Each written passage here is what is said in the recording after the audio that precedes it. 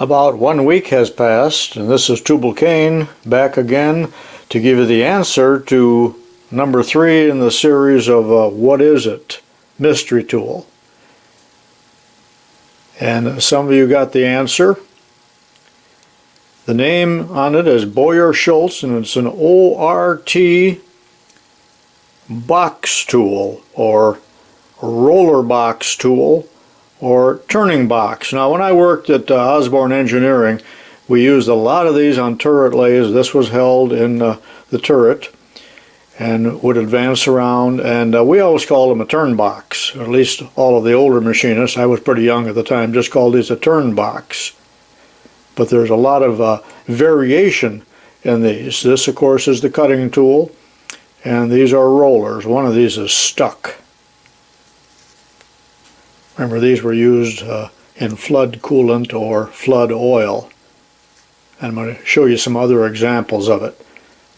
And the rod stock would feed right in here, and generally shorter sections were being turned, although the work could be long enough so it passed clear through the other end. And this one is quite beat up, as you can see, as a lot of these turret tools were really beat.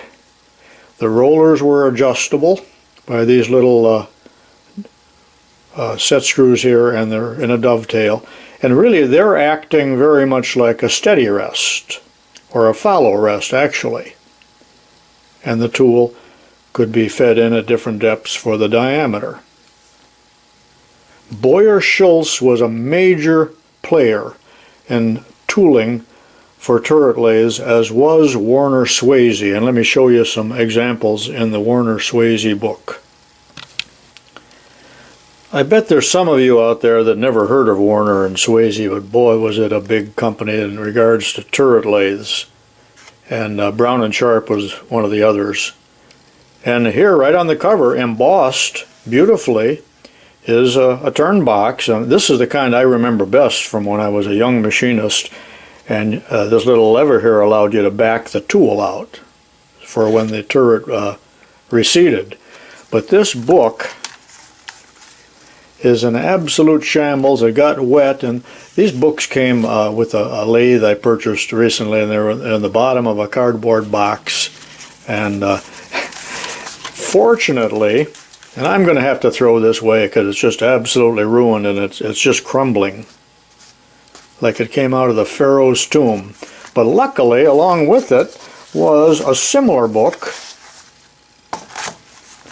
I think it's the exact same book, only they call it a pocket edition, but I don't know why you call it a pocket edition. It's only 1/3 smaller than the big book.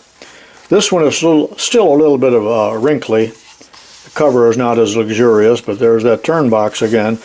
And there's all kinds of tooling in here. Pages and pages of it, and specifications. And here is a tool that's probably about as close as any of them come to the sample that I have just shown you, and it's called a combination end facer and turner. All kinds of specifications down there because it came in different sizes. And there's page after page of that. This makes pretty interesting reading, actually. A lot of these turret lathe tools were called bar tools because remember that the stock was fed in as a 12-foot bar to start with. Now, some of you don't even know what a turret lathe is because they have been largely replaced by CNC machines who can do all of this probably much better and much faster. But here's a man standing at a turret lathe, and this is the tailstock turret, and this would revolve with various tools on it, one of which would probably be a box tool. Notice that there's no safety glasses on the man. There was no need back then. It was every man for himself, and there was no nanny state.